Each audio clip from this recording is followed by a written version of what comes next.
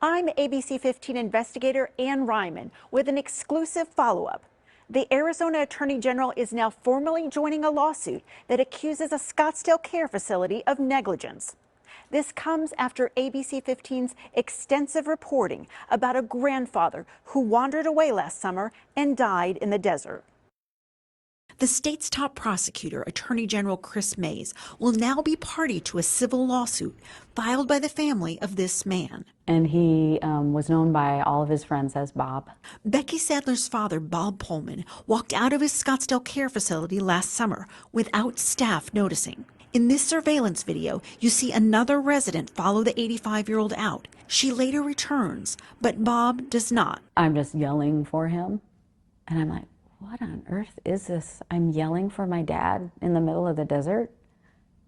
Is this even happening? A neighbor found her father's body 2 days later in the desert. Pollmann family has been absolutely devastated. Timothy Newman represents the family in a lawsuit they filed against the care facility where Bob lived, Brookhaven on 131st Place. He was there just a few weeks. Attorney General Mayes telling ABC 15 last year our reporting prompted her to look into Bob's death.